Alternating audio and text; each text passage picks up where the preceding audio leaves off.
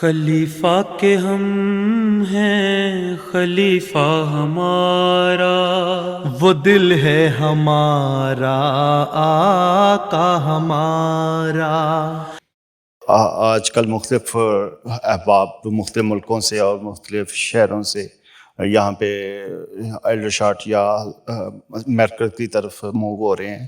اور اس میں بعض رابطہ کیا جاتا ہے، تو اس میں ایک چیز کی جو ہمیں آتی ہے کہ عہدیداروں سے بے اعتمادی یا ناراضگی کی وجہ ہوتی ہے جو جماعتی پروگراموں میں کم شامل ہوتے ہیں۔ بات یہ ہے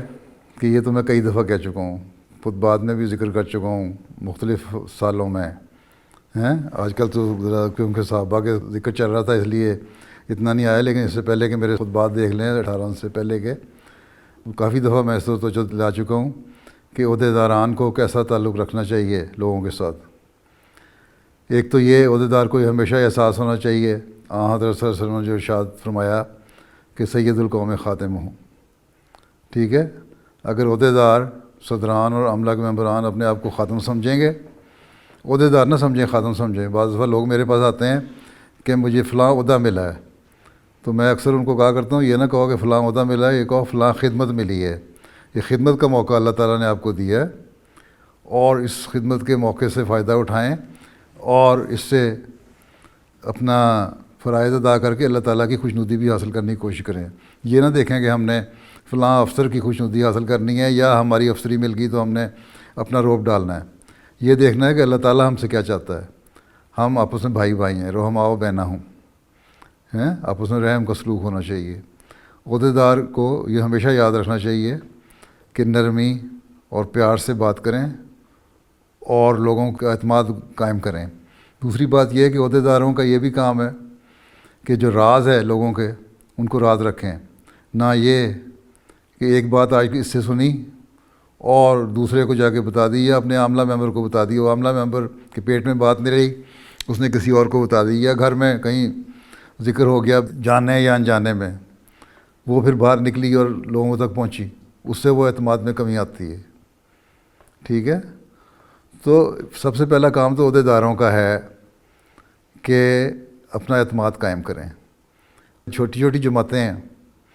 یہ جماعتیں اس لیے بنائی گئی ہیں نا، ایک مرکز طور پہ ایک لندن کی جماعت بنائی جا سکتی تھی ہیں، یا زیادہ سے زیادہ ریجن میں تقسیم کر کے بنائی جا سکتی تھی۔ حلقے جو بنائے گئے ہیں وہ اس لیے بنائے گئے ہیں کہ 200 400 500 آدمیوں تک آپ کی ایکسیس آرام سے ہو سکتی ہے، تو ان سے ذاتی رابطہ رکھیں۔ اب کوئین نے جو خط لکھا اپنی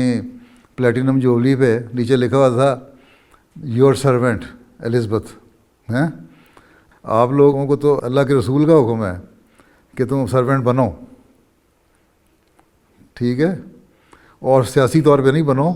بلکہ حقیقی طور پہ بنو اللہ تعالیٰ کی رضا حاصل کرنے کے لیے، ٹھیک ہے۔ تو اس لیے پہلی بات تو عہدیداروں کی ہے کہ اپنی ذمہ داریوں کو سمجھیں اور لوگوں کا اعتماد قائم کرنے کے لیے ان کے راز کو راز رکھیں۔ دوسری بات یہ ہے کہ جب اس طرح کا تعلق پیدا ہوگا تو ان کو سمجھایا جا سکتا ہے کہ اگر تمہاری کچھ ریزرویشن ہے، تحفظات ہیں، تو ایک قضا کے بعد دوسری قضا کا ادارہ بھی موجود ہے، پھر آخری جو مرافع عالیہ کا ادارہ ہے وہاں جا سکتے ہو، اور اگر ہر جگہ تمہارے خلاف فیصلہ ہوتا ہے تو پھر تم سمجھتے بھی ہو نا اگر یہ غلط ہے تو اللہ تعالیٰ کی رضا کے لیے اس کو مان لو اور جماعت کو مقدم رکھو۔ کوئی کسی کا واقف تو نہیں ہوتا قاضی، اب وہاں روا میں جو قاضی بیٹھے ہوئے ہیں وہ یہاں سے سن رہے ہیں، وہ کسی کے واقف تو نہیں ہیں باہر والوں کے، اور یہ بہت سارے قاضی یہاں بھی مقرر جو ہوتے ہیں بورڈ، وہ ایک دوسرے کے واقف نہیں ہوتے لوگوں کے جو ان کے پاس کیس لے کے جاتے ہیں۔ اس لیے یہ کہنا ہے کہ کسی کی سائڈ لی گئی، فیور کی گئی، وہ بھی غلط ہے۔ بعض دفعہ یہ ہوتا ہے کہ لوگ شکایت کرتے ہیں جی اس میں فیور کی گئی، یہ کیا، حالانکہ اب نظام ایسا بن چکا ہے خلافت رابعہ کے زمانے سے کہ خلیفہ وقت کے پاس اپیل نہیں ہوتی، اس کے باوجود بعض دفعہ لوگوں کی شکایات دور کرنے کے لیے قضاء کے فیصلے میں منگوا لیا کرتا ہوں خود اپنی ثوابدید پہ، اور پھر میں دیکھتا ہوں، اور اکثر ایسا ہوتا ہے کہ جو فیصلے ہوئے ہوتے ہیں وہ صحیح ہوتے ہیں۔ اب یہ تو نہیں ہو سکتا کہ دونوں فریق راضی ہو جائیں، جس کے خلاف فیصلہ ہوگا بہرحال اس کو کچھ نہ کچھ ناراضگی ہوگی، اس کے کچھ تحفظات ہوں گے، اور 100% فیصلہ یہ بھی نہیں کہا جا سکتا کہ صحیح بھی ہوا ہے. اگر 70 75 80% اگر صحیح فیصلہ ہے تو بہرحال اس کو تسلیم کر لینا چاہیے اللہ تعالیٰ کی رضا حاصل کرنے کے لیے، کہ نظام میں اور ہمارے آپس کے تعلقات میں کوئی رکھنا نہ پڑے. تو یہ اس وقت ہو سکتا ہے جب آپ کے ذاتی تعلقات ہوں لوگوں سے،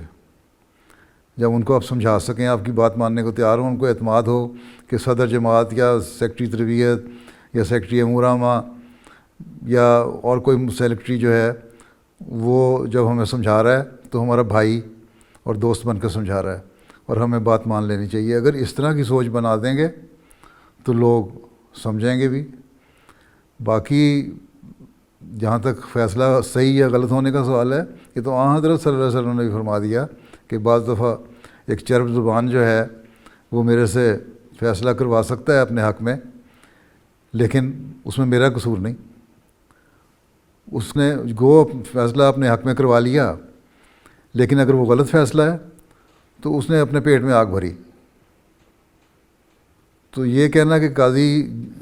جان بوجھ کے اگر کرتے ہیں غلط، یہ بھی غلط ہے. وہ اگر کرتے ہیں تو بعض دفعہ بعض دلائل اور بعض شواہد جو ان کے سامنے پیش کیے جاتے ہیں ان کی روشنی میں وہ کر لیتے ہیں جس طرح انہوں نے اس کو سمجھا. اور پھر اپیل کے حق بھی ہیں، اپیل در اپیل. تو اس لیے ایک تو اقتداء کا جہاں تک معاملہ ہے تو ان کو یہ بتانا چاہیے. جہاں تک رشتوں کا معاملہ ہے تو یہ تو صدر جماعت کا اور وہاں کی مقامی عاملہ کا کام ہے نا،